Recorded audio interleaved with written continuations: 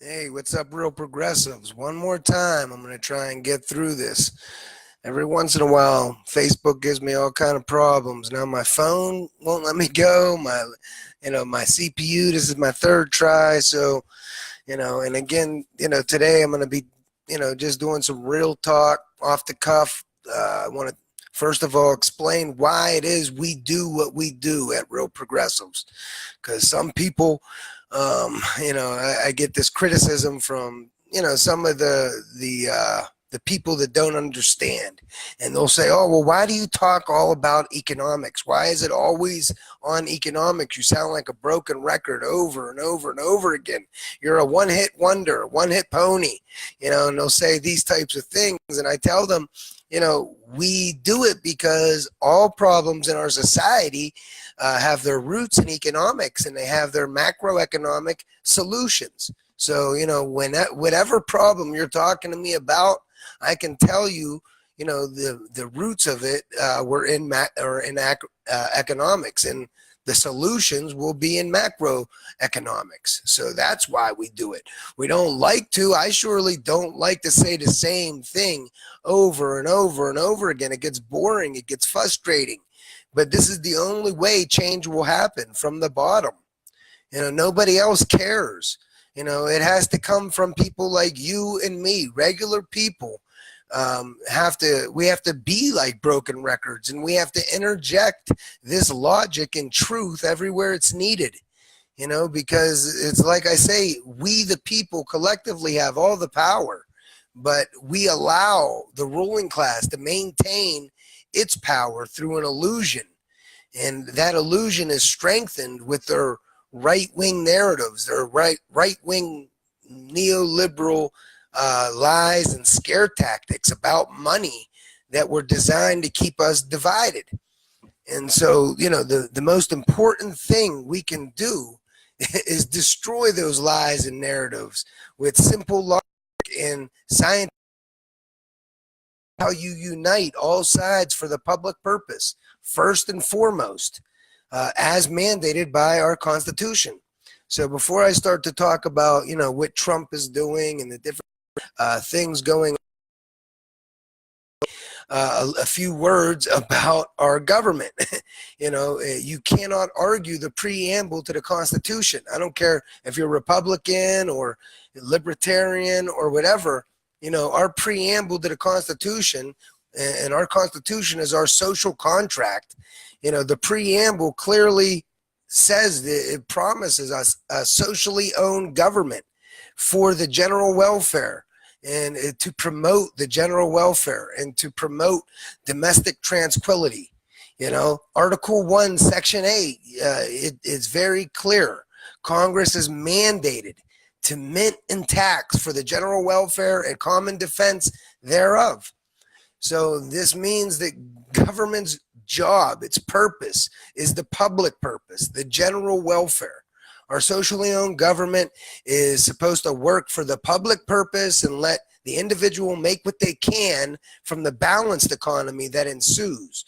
Our socially owned government is never supposed to work for the private purpose of the individual and for society to make do with the scraps. That's fascism.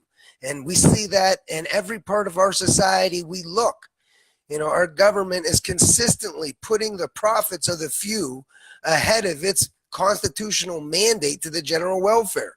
Whether we're talking about for-profit imperialism, for-profit medicine, for-profit infrastructure, for-profit education, for-profit, you name it, for-profit justice system, for-profit policing.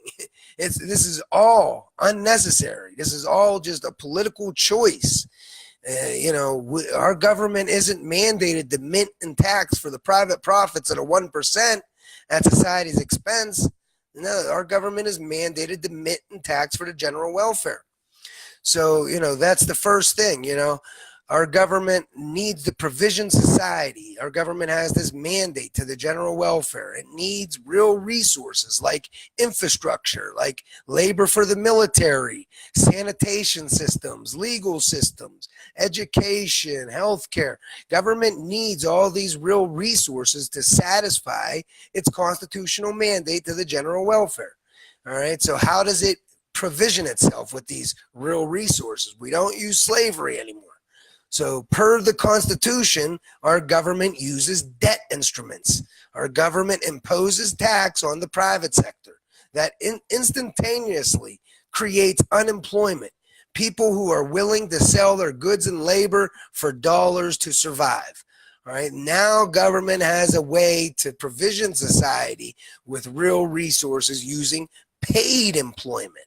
You see, it's just a social construct. It's just taxation and spending is just a means of production to move real resources from the private sector to the public sector for the general welfare of society, for the public purpose. All right, that's all it is. So dollars are just a law to satisfy tax. We can't run out of laws, so we can't run out of dollars. All right, we're only limited by real resources. Again, that means that the money part of the equation doesn't even matter. That's always infinite for the federal government. All that matters is we have enough real resources available to buy with that money. So all that really matters is our government continuously invests in and strengthens our productive capacity. That's the general welfare of society. We need, top-notch education for all, because we need smart people to produce our real resources for tomorrow. We need top-notch healthcare for all, because we need, because sick, miserable societies they can't produce all of our real resources for tomorrow. We need green, sustainable energy because we don't want to deplete our natural resources. We don't want to poison ourselves in the process. So this is all part of our productive capacity. And this is government's job. The for-profit markets are ill-equipped to provide for the general welfare, because for-profit markets are revenue constrained. They operate on the basis of profit first and foremost. All right, so for-profit markets don't do so well. They do pretty good with luxury items. They don't do so well providing human necessities to all. For-profit markets don't do so well providing human rights. The for-profit markets don't do so well providing for our general welfare of society. All right, that's why government is mandated to provide for the general welfare of society, because our government never needs profit or even revenue to spend and operate. All federal spending is brand new dollars created by congressional decree. That's a congressional law. That's how all of our spending is done, from thin air. So our government never needs to find money. Our government needs real resources, and we get those real resources by imposing tax on the private sector. Okay, so that's first. That's how that's how government forced us to stop living off the land and start working for the general welfare of society per the Constitution. So it would be sadistic for our government to make people unemployed without spending the required dollars into existence to satisfy that condition with paid employment. That would be sadistic. And it definitely wouldn't be consistent with the general welfare of society. That's not how you get civil society. Targeting unemployment, keeping systemic poverty throughout America, that's not how you get civil society. That's how you get the opposite. So, that's not consistent with government's mandate. And so when I saw today Trump talking about, the making the market for healthcare and prescription drugs more competitive to get, better prices on prescription drugs for Americans, better prices on healthcare for Americans, I had a laugh, because this is what we're talking about: privatizing the public space, deregulating everything. All right, this is a public utility, a public good, healthcare, and it's an essential public good. Okay, without healthy populations, you're not going to be around very long. So this is an essential public good, and to have, for-profit markets have no business being anywhere near the public purpose. All right, because for-profit markets operate for profit, not for the general welfare. It's very simple. That's our government's job. And so, when they talk about getting people cheap health care, it's all bullshit. Healthcare should be completely free. If our government is paying doctors and healthcare providers to administer healthcare, the end user doesn't, we don't need to charge the end user. Like I said, the public good is socially valuable in and of itself. We need healthy populations to produce our needs of tomorrow. That's our productive capacity. That's the general welfare. All right. The same with education. If government is paying teachers to educate, we do not need to charge the end user. Profit has nothing to do with this. These are public goods that are socially valuable in their own right. They're essential in their own right.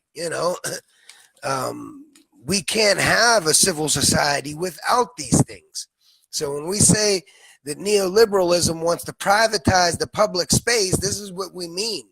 They want for-profit markets to control healthcare, to control education, to control our military, to control our justice system, to control everything that we do.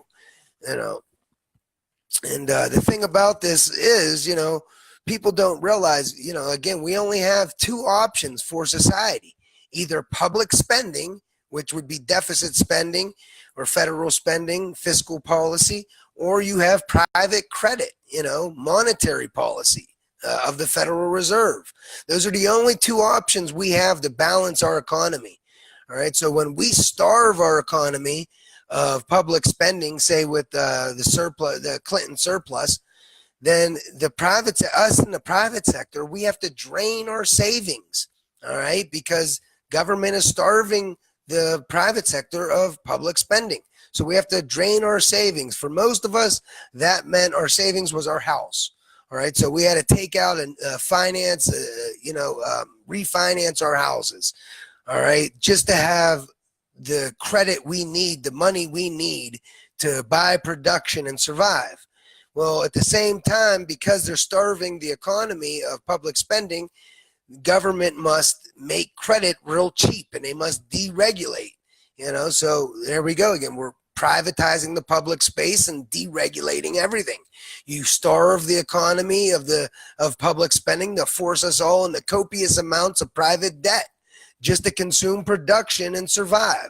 So that's what happened. We had to leverage our houses for credit to survive and drain our savings. This created big bubbles in the financial sector and the housing market and stuff like that. And because of the deregulation, you got people selling these mortgages over and over and over again, creating big bubbles. And because private credit always dries up, that led to booms, busts, and bailouts that only help the rich. And government has to move back into a huge deficit position anyway to help the rich. And this is fascism, and it's inefficient, inhumane, and all the way around. Our government can instead spend enough up front by targeting true full employment with a federally guaranteed living wage job for everyone who wants one. All right, then, the economy would be balanced. People wouldn't be dependent on private credit to begin with. People wouldn't be vulnerable to predatory lending to begin with. This is the whole thing. So, then we moves on to the next thing where Trump is talking about his his work for welfare ideology. And again, this is where both sides of the aisle kind of agree. You look back at Clinton where they, cut welfare big time, the 3 strikes law, about, all this stuff.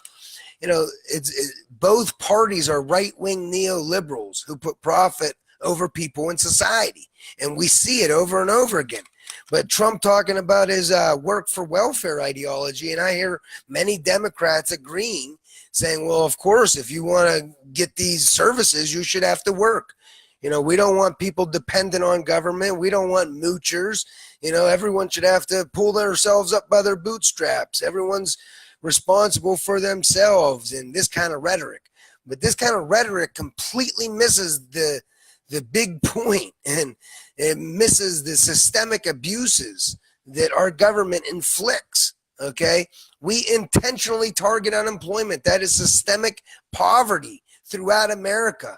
Okay, so even if every single worker had the best skills, if they had all the most motivation, if our government still targets unemployment, we're still going to have systemic poverty throughout America, because that's how government wants it. Again, government taxation is what creates unemployment, and only government spending can satisfy that condition with paid employment. That's the only, so if we have unemployment present, it's always because our socially owned government made a choice to have unemployment present, because our socially owned government can always buy up all unemployment and maximize our productive capacity in a green, sustainable way that allows every single person to derive good benefit from their society and economy. So these people, it's very hypocritical to say, oh, well, you need to go get a job if you want welfare. In the same time, our government is intentionally making sure 5% of the working class can't find a job. I mean, that's just plain out sadistic. I mean, right now, the Federal Reserve is raising interest rates to create even more unemployment. How are you going to tell people they should have a job? How are you going to tell people not to be a moocher? And our government is actively trying to create more. No sense. When the Fed raises their interest rates, that means rich people can just go and buy government bonds that pay free interest. And so instead of expanding their business or hiring people, they will instead invest in government bonds and get free interest. So it's a way of creating more unemployment. That's how they target unemployment. They want 5% unemployment. Right now we're about at 4% unemployment. So that's millions of people that are unemployed. But to our government, we got far too much employment. To our government, we're at full employment, even though there's millions of people that are unemployed. There's millions more that they're underemployed. All right, so this is what our government wants. Our government is keeping a buffer stock of unemployed people for capital to wage war on labor with. That buffer stock of unemployed, it puts downward pressure on all labor wages and working conditions. All right. Now the boss don't have to give you a raise. They can just say, look, we got millions of people outside who are they're unemployed, and they're so desperate that they'll do your job cheaper than you. So they don't have to give you a raise. That puts downward pressure on all labor wages and working conditions, which is exactly why our wages have been stagnant since the 70s. Well, productivity, corporate profits, and cost of living are through the roof. All right, it's no accident. Both parties teamed up in the 70s to kill the full employment policies of the New Deal. We have both been targeting unemployment ever since. Again, that's intentional, systemic poverty throughout America. So, anybody talking about work requirements for welfare, these are sadistic people or simpletons that don't think about things very thoroughly at all. Because the fact is, people don't want welfare. They don't want HUD. They don't want food stamps. They want living wage work. You want to test? You want to put my theory to test? Offer a federally guaranteed living wage job for everyone who wants one, and I guarantee you will see the welfare rolls dry up. You will see the HUD rules dry up. All right, people want living wage work, and that's not a handout. That's a hand up. Our government forced us to stop living off the land and start working for the general welfare of society. Our government created unemployment, all right, with taxation. So it's the government's responsibility to maintain true full employment for that same general welfare of society. Because government intentionally targeting unemployment, government intentionally making sure communities are poor all over America is not how you get civil society. And you don't need to be a PhD to understand that. Okay, that's the exact opposite of civil society. When people are starving and hungry, civility goes out the window. That makes society dangerous for all. So we don't need to be putting profit over people in society ever. That should never, profit should never come before people in society. And once we, the people, understand our operational reality, MMT, then we stop accepting this BS. We stop accepting the economic terrorism, the pointless austerity that kills just like bullets. We stop accepting it. We stop spinning our wheels on the hamster wheel. This is how they keep us fighting against our own interests. The ruling class maintain their power through an illusion that's held together by these right-wing narratives, these right-wing lies and scare tactics that about money that were designed to keep us divided. MMT destroys those scare tactics and lies with simple logic and common sense, with operational fact. And that's why it's such a potent tool to unite all sides for the public purpose. It's that simple.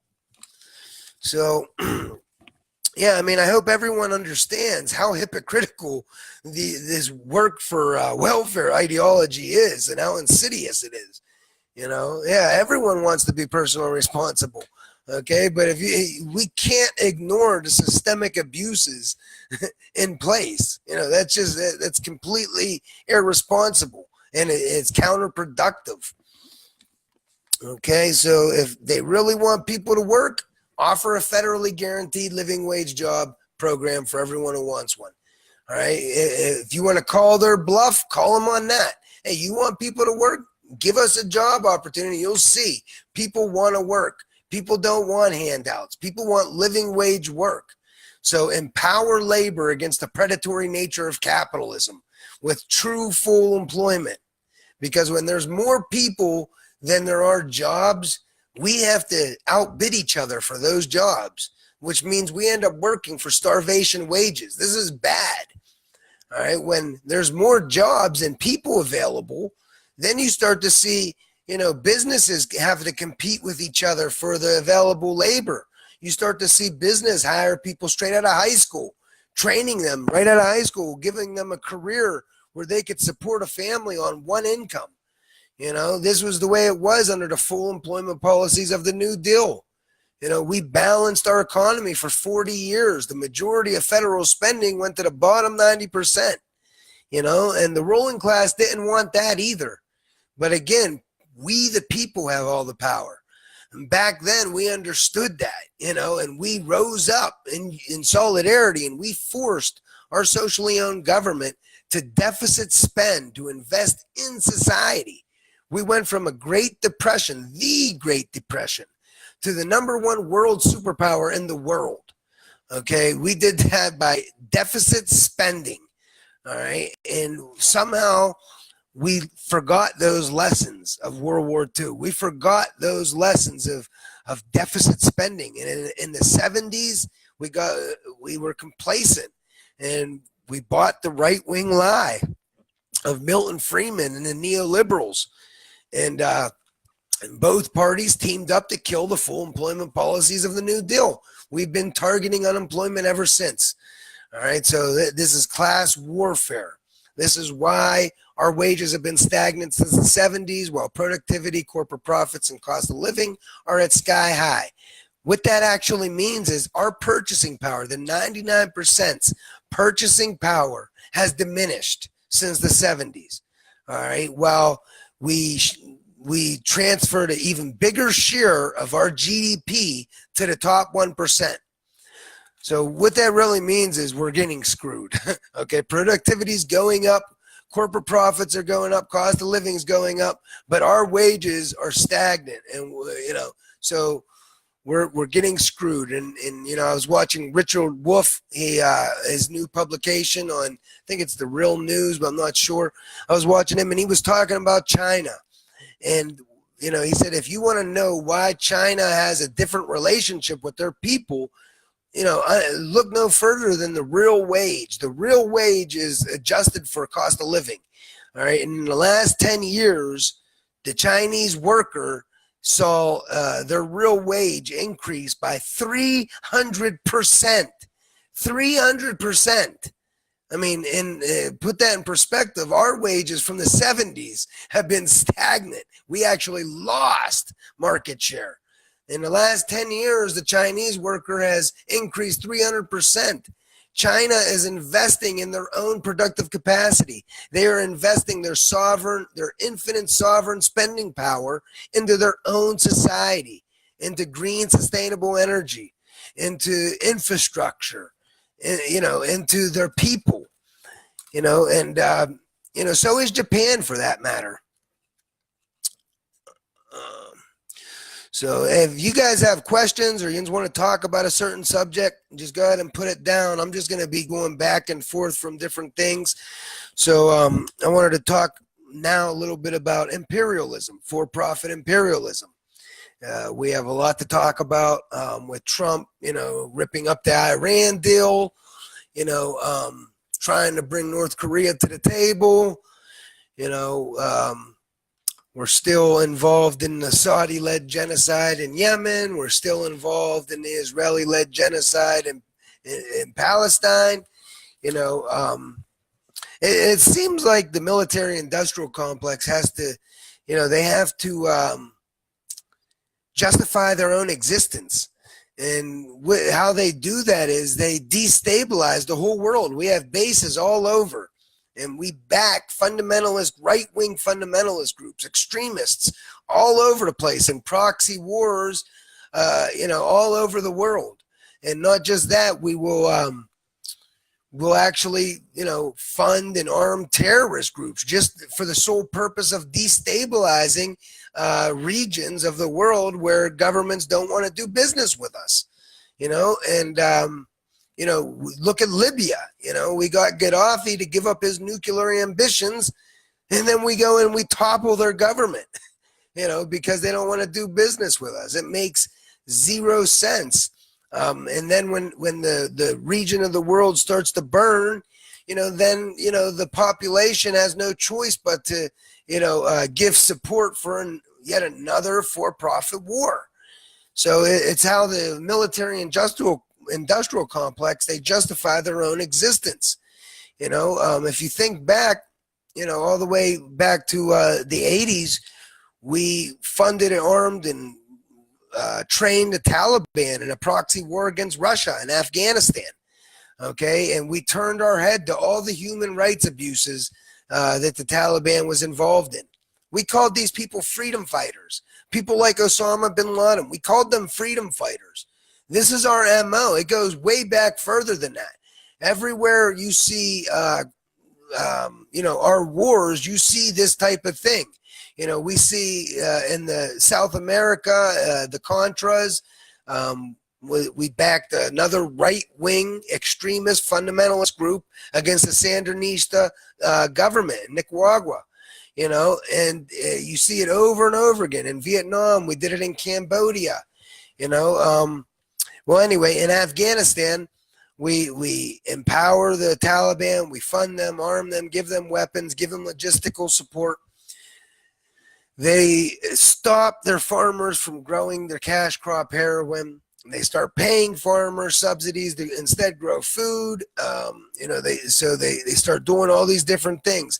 Then in 2001, September 11th happens. We go in to push the Taliban out, and we empower the drug warlords in Afghanistan who hated the Taliban because they didn't want them to grow their cash crop. So we empower Mohammed Karzai. His brother is the big man for heroin in that region.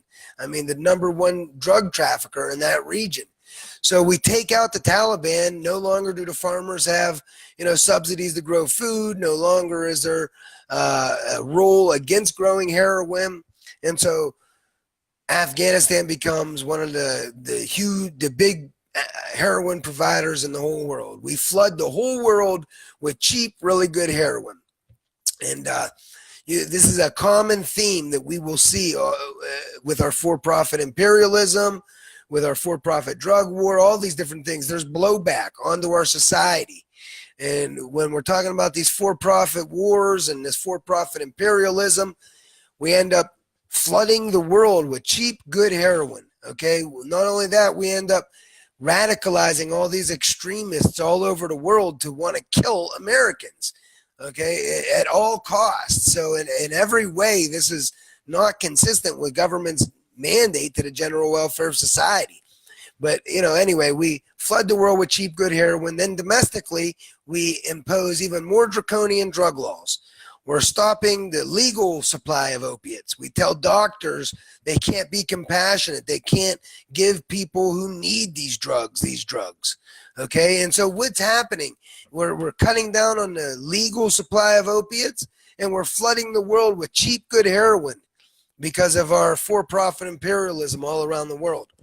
So you end up in a situation where people that need these drugs have to go into the black market and play doctor by themselves with no regulation, with no medical oversight.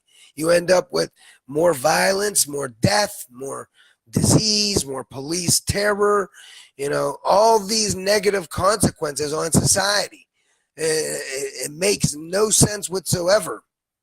Our government can, first of all, we could fully fund all police departments so that police departments don't have to rely on policing for profit just to stay operational, so that they don't have to use terrorist tactics, raping girls to get intel so that they can get dealers and steal all their money and possessions and property just so that they can stay operational. This is counterproductive to civil society.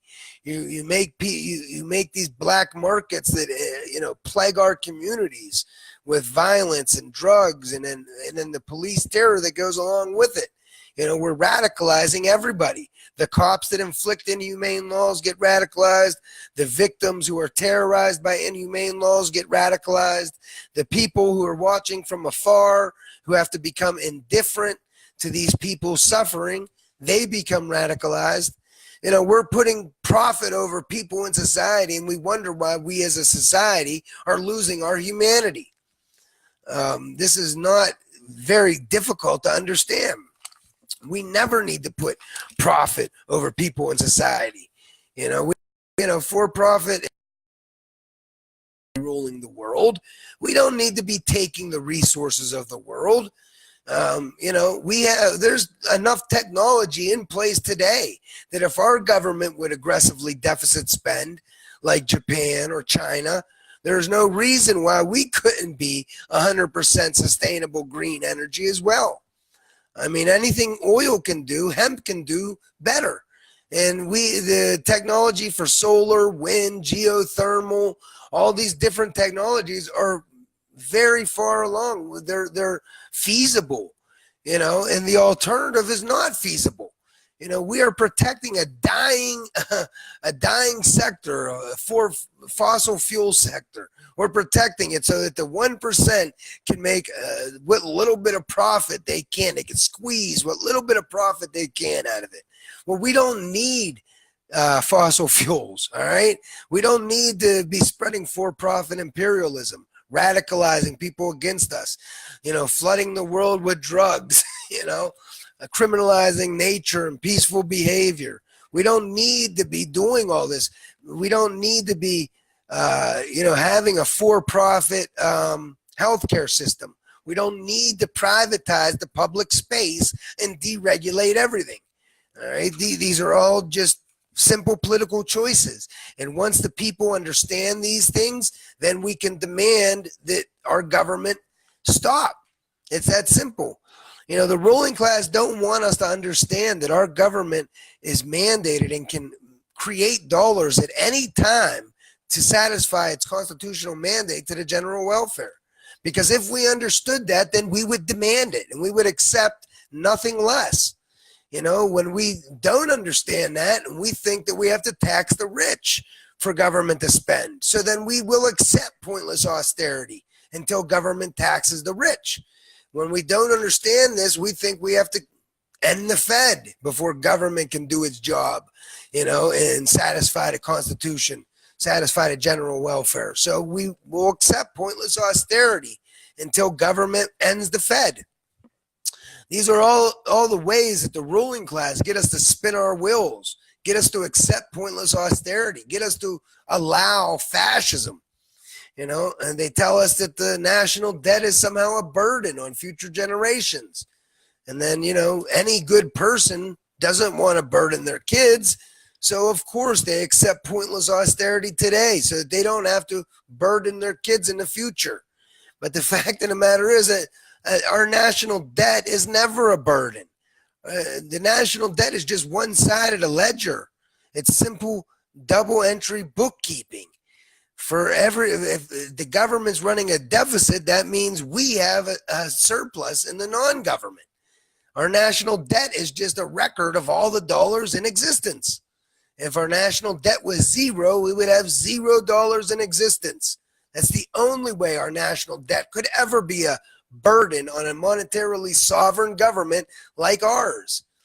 So we never need to accept austerity because of our national debt being a burden on future generations. All right, these are just lies, right-wing neoliberal lies. And we have to understand MMT. We have to understand our operational reality to be able to expose these lies. And I don't care if we sound like broken records. This is the most important thing we could be doing. We need to repeat this stuff. Repeat. We need to inject it everywhere it's needed, because this is no joke. People are freaking dying every day. People are suffering and dying for no other reason than a lack of cash. We can meet everybody's base needs in America. We are resource rich. Think about it. We have about 3 million people that are homeless. We have about 5 million empty foreclosed houses. Why do we have homelessness? Because our government is working for the private profits of the 1% at everybody else's expense. Okay? We have, why do people have to die, suffer and die of treatable, preventable illnesses for no other reason than a lack of cash? Because our government is working for the private profits at a 1% at everybody else's expense. Why do we have to get strapped with, student debt just to go and get educated, to be productive in our society, to offer something to our community? We have to go and get strapped with debt? This doesn't even make no sense. It's counterproductive. And then on top of it all, even if you do get through and you get your college degree, half the time you still can't find living wage work, even with the college degree. I mean, it's sickening. And then they want to say that we're crazy because we want a federal job guarantee. Well, the whole point is, it's an economic stabilizer. Like when I was watching Fox critique the federal job guarantee and Bernie Sanders, and they were saying, oh, it's all free stuff, and why don't they have a plan to create private sector jobs, And this is the whole point. All right, the federal job guarantee is an economic stabilizer. The business cycle moves on, it's naturally has ebbs and flows. It goes up and down on a bar graph, and it always requires government intervention with economic stabilizers to, stop the downward spiral of the economy, of the natural business cycle. So right now, those economic stabilizers take the form of food stamps, unemployment insurance, welfare, things like that. When the business sector's downsizing and laying people off, those people lose their income, so they can't spend no more. So the economy starts doing a spiral down. So government has to give them food stamps, give them unemployment insurance, give them welfare, so that they have some money to keep buying production. And that's how that the economy will, catch back on and go back up. Well, that's an inefficient and it's a half measure, our economic stabilizers today. All right. It costs so much more to keep people unemployed than it would cost to just buy up all unemployment with a federally guaranteed living wage job program and maximize our productive capacity to raise everybody's standard of living without raising taxes or making cuts. It would be much less cheaper. It would be much cheaper to have a buffer of true full employment as opposed to a buffer of unemployment. And that's the thing people need to understand. It's not free stuff. Government would be paying people for services rendered. Government would be paying people for work rendered. Since when is that free stuff? The right, they always say we're moochers on the left. We want free stuff. This is a job. People don't want free stuff. They want living wage work. And so, yeah, that's the whole point. Joy says, how can we change it? The thing is, the only way to change it is with people power. We have to teach this, our economic reality, to the public. It's the only way. When we unite in solidarity, we can force our socially owned government to satisfy its constitutional mandate to the general welfare. There's no other sexy way. There's no sexy way. It's simply people have to understand our reality. If people think that the government is broke and impotent, they're not going to rise up. What's the point? If people think that they are powerless to affect change, then they're not going to rise up. If people think there's a finite amount of money, then they're not going to fight for the bottom, because they think to do so means they will get less. And these are all the ways that the ruling class maintain their illusion of power, because they know that if a united working class, calls the shots, period. When labor is organized, all we got to do is put our hands in our pockets and the capitalist class is whooped. And that's a fact. If we stay home from work for one day, we watch America grind to a halt. Okay. On that day, it don't matter who is in office. All right. They can't deny us on that day. The ruling class lose their leverage. And this is how every working class gain has been got. The ruling classes never just give us justice out of the kindness of their heart. We've always had a collective force the issue. Government for, of, and by the people. That's socially owned government for the public purpose, for the general welfare. But if we collectively allow our socially owned government to work for the private purpose of capital at society's expense, they're going to give us fascism every time. All right, and we can't blame them. It's us. That's the thing. Change will only come from the bottom up. So when people say, why do you keep doing this? You keep repeating yourself over and over and over again, because this is the most important thing we can be doing. All right. And every time I say it, I get a little bit better at saying it. I think of a more effective way of saying it, and that's what it's all about, perfecting our message. And learning how it works in different situations. Like Steve always says, when you're talking to Republicans, you're going to have to craft your message a little bit for Republicans. When you're talking to, Marxists, you're going to have to craft your message a little bit for Marxists. Just subtle things. Your overall message is still the same. The public purpose is the general, thing that you want to push. But you go about it a little bit different. And so every time we get to explain these things, we get a little bit better. And not only that, every time I explain it, other people could be reading it or seeing it. Another person may hear it for the first time. And then not only any of that stuff, I don't fight because I know I'm going to win. Again, I fight because I refuse to lie to myself. I refuse to leave my kid a future that's worse off without at least trying to speak truth to power, without at least trying to fight back. And if you don't at least try, then you're fighting for the opposite. You're fighting for the status quo. You're fighting for the ruling class to exploit us. I can't do that in good conscience. So this is the only other option.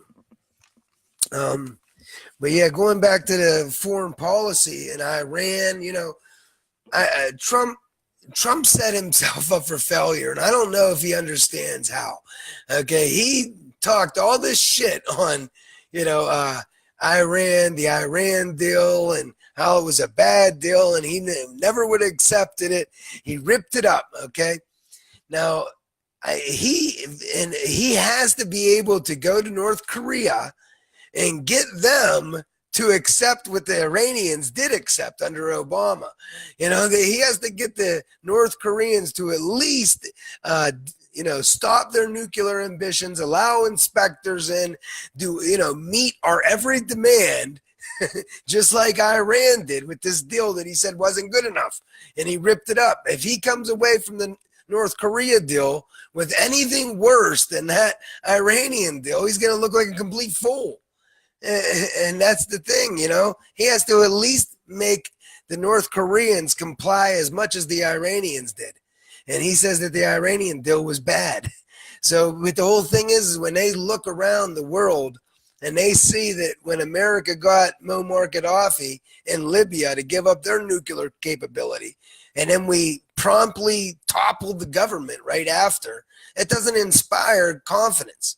When North Koreans look and they see that we negotiated a deal with Iran in good faith, and then we turned around and tore up that deal, how on earth could anyone sit down at the table in good faith with us after that? I mean, seriously, I want to know. I hope that this all goes through the right way. I mean, I hope everything works out. I mean, that's what people don't understand. I don't like the fact that my government is the biggest terrorist state in the world. Why would anybody want that? I would much rather be able to be proud of my government and say, yeah, my government are the good guys. We don't take joy in these facts. We say the facts because that's the only way you overcome a problem is by admitting the truth. It's not that I like it. Shit.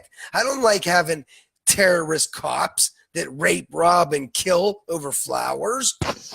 And I'm gonna be clear about this too. Again, because I noticed even a couple of my followers, they must not have been hearing me or listening to me because they didn't get what I was saying. When I say cops legally rape, rob, and kill over flowers, I mean exactly that. All right. If a cop thinks you have a flower on you, if they pull you over and they, for whatever reason, think you have a flower on you, they are legally allowed to take you to the hospital and have your every orifice poked and prodded and reamed out for hours on end looking for weed. Okay. And they could be joking about it with your legs spread wide open. Okay. And let me tell you, when they do that to you, you're going to feel like you've been raped. Okay. Rape isn't about sex. It's about power and control. And that is rape. That the girl in my town had vaginal tearing. She was poked and prodded for 5 hours with cops all around her making jokes about her and her vulnerable condition. The DA was in her ear telling her this can all be over if you just give us some information.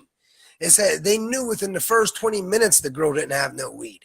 It had nothing to do with the weed. They used this as a mechanism to torture, to get intel on other drug dealers so that they can then use civil asset forfeiture laws. They can seize bank accounts, take people's property, and then ultimately stay operational. This is standard operating procedure for just about every police force across America. And we got to understand this. We tend to want to be indifferent to these things. In my town, when this happened to this girl, all the people in our town, most of them were saying, oh, well, she probably deserved it. She probably ran with the wrong crowd. They didn't want to admit the reality. This could be anybody. This could be you and your daughter on your way to Sunday mass, and a cop pulls you over in a bad mood. They can do this to you. Okay, cops can use civil asset forfeiture laws to legally take your property, seize your bank accounts without even charging you with a crime.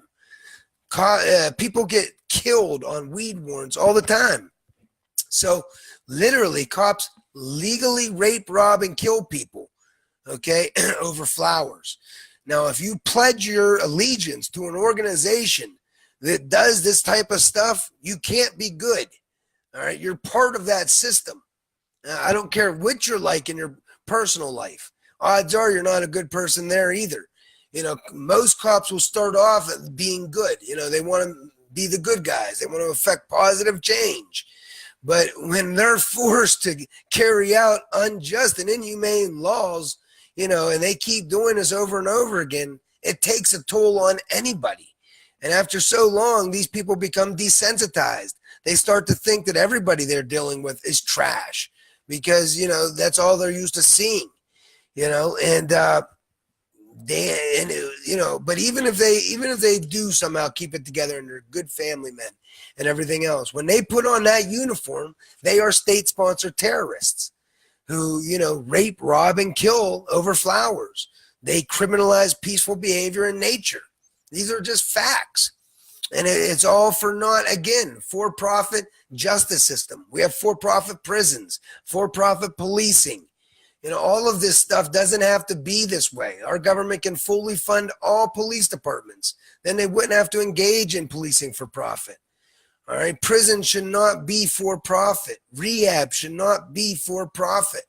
These are things, that you shouldn't have incentive. You shouldn't incentivize prisoners as commodities. It's just asking. It's a recipe for disaster. It's asking for trouble. We're allowing, we go in, we'll say that North Korea starves their own people they starve their own people so that they can have a big military. Never mind the fact that we do the exact same thing here, not so we can have a big military, but just for profits at a 1%. We poison our people, we starve our people so that the 1% can make profits off the general welfare of society. All right. And yet people don't see that. They don't think about that. And they're quick to say Kim Jong-il, though, starves his people. They don't understand that everything we see in our media has went through the filter of the NSA and CIA. Director Clapper came on CNN.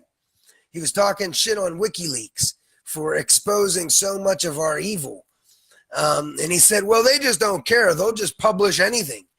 Our journalists, they make sure they come to us before they publish anything. And I'm sitting there like, did people not really hear what this guy just said? He just admitted we have corporate-owned, state-run media. Nothing gets out unless the CIA and NSA approve it. Then we found out that, the State Department spent over $500 million making fake terrorist videos, propaganda videos of ISIS beheadings and stuff. And then they would release them to the news. And the news would run it as if it was a true story. All right? It's all a big... They do this to gin up support for more for-profit wars.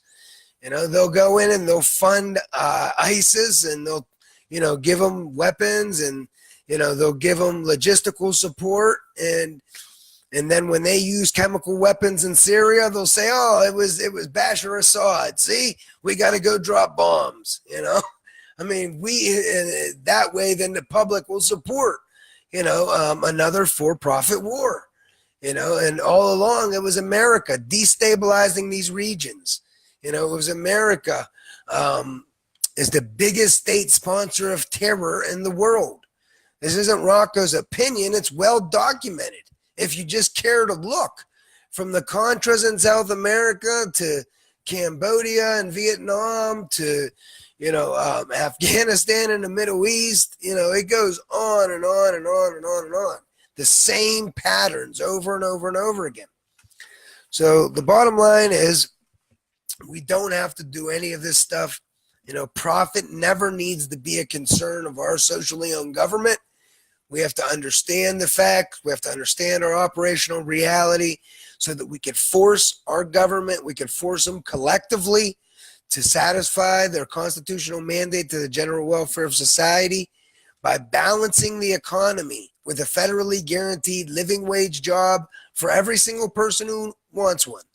All right, we can meet everybody's base needs in the public sector for free. All right, that doesn't mean we're going to do everything for everyone. That just means if all else fails, there'll be a public sector living wage job waiting for you. All right, so when they downsize and the economy goes through it goes down, it starts to downsize, the job guarantee will catch you with a social safety net, and you'll keep your income so that you could keep consuming production. This will shorten the recessionary period, and it protects the bottom against the worst of the recession. Right now, under trickle down, the bottom's in a permanent state of pain. The bottom income distribution is the first to be fired in an economic downturn, the last to be hired in an economic uptick. So trickle down leaves the bottom always in pain, and that drags everybody's standard of living down. You know, the only way you could balance a consumer-driven capitalist economy is by spending at the bottom. And the only way you balance a capitalist economy in a way where every single person can derive good benefit is spending at the bottom with a federally guaranteed living wage job for every single person who wants one. When you spend at the bottom, people have immediate needs. They need the jobs that are skilled and educated above them. You know, that it's just simple logic. Demand travels up. It doesn't trickle down. When you guarantee the jobs at a bottom income distribution, because they make up the largest segment of society, the more dollars they have, the more they guarantee and demand the jobs that are skilled and educated above them. So it's just simple logic. We could defeat all of these right-wing lies, all of these neoliberal narratives with simple logic and common sense, scientific facts. Okay? Let's see what we have. Any questions? Anything we want to talk? Labor Day strike. Yeah. How about all the strikes we do see? Yeah, definitely. The teachers all across the country. This, you know, in France, all in the world. You know, that's what Richard Wolff, I seen this video Richard Wolff just put out, and he was talking about this too. You know, it seems like it took about 10 years for the population to understand what happened in the global financial crisis of '08. And they understood that we got played, and people aren't having it. We're fed up, and we're fighting back. You know, you look at France, at the drop of a hat, they will unite in solidarity and force their government to work for them. You know, America, we don't do that so much. We don't tend to see ourselves as in a class struggle. We don't even tend to see class in America. We all think we're temporarily embarrassed billionaires. You know, that's a fact. I forget who said it, but it makes so much sense. It's all part of the propaganda machine in America. So let's see. Anything else we want to talk about? Anybody, guys? Anything else you want to talk about? But yeah, we don't need to be, you know, we don't need to be ruling the world. We don't need to be stealing resources and oil. We have huge productive capacity in America. For-profit imperialism is just a political choice. It's not an operational necessity. Anything oil can do, hemp can do better. You know, we have tons of technologies available. They're feasible right now. We should be aggressively deficit spending, just like Japan, just like China, to invest in our own society, to invest in our own productive capacity, to strengthen and maintain our own productive capacity, the general welfare of society. All right, this isn't about giving people free stuff. This is about government satisfying its mandate to the general welfare. This is about keeping America strong, intact, so that it can meet its promise to the general welfare of society. It's that simple. You know, these people that argue against, you know, social safety net, do they understand that this affects them too? You have people outside that can't eat. You are not going to be able to walk your kid to the playground either. You know, you and your kid are going to be in danger too. You know, when you have people at the bottom always in pain, that makes society dangerous for everybody. You know, and until people start to understand this, things are not going to get better. It just, it's sick. Over and over and over again, we see the same lies over and over and over again every day. And it does get tiring. It gets repetitive. You sound like a broken record. You don't feel like saying it. But what's the alternative? To just let it ride? After you know the truth, you can no longer look at somebody saying, we have no power and let it ride. You can no longer look at somebody saying, but the petrodollar, what are we going to do if China decides not to use the petrodollar anymore? What are we going to do? You can't help but not to interject. The fact of the matter is there's empirical evidence all around us.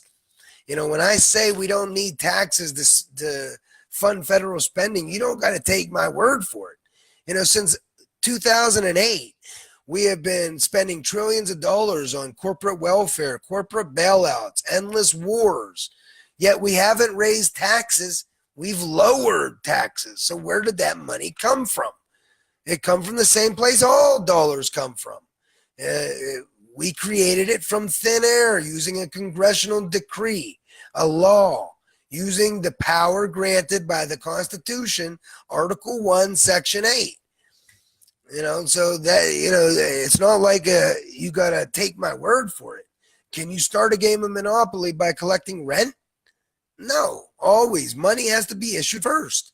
So it's a simple fact. Federal spending funds taxpayers who then pay tax or buy bonds. It can never be vice versa at the federal level because you can't buy bonds until there's dollars in existence to buy the bonds. You can't pay tax until there's dollars in existence to pay the tax.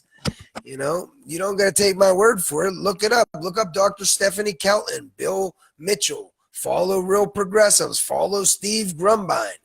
You don't got to take my word for it. Apply logic. Apply logic. That's all you got to do. You don't got to take my word for it when I say the national debt is not a burden. All right. The whole thing is if government is deficiting, what is a government deficit? Government is spending more dollars into the non-government than it's taking back out. So those dollars stay in the non-government. Those are net savable dollars in the non-government.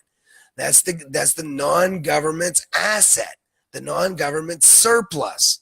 All right, it's just accounting identity. It's simple logic. If the government deficit's 10, that means there's an asset of 10 in the non-government, a surplus of 10 in the non-government. That's our money in the non-government, net savable dollars. So our national debt is just a record of all dollars in existence. And if it was zero, then we would have $0 in existence. Then the national debt would really be a burden. That's the only way it could be a burden. I guess that's it. I don't see anything else to talk about. Anybody else got anything to talk about?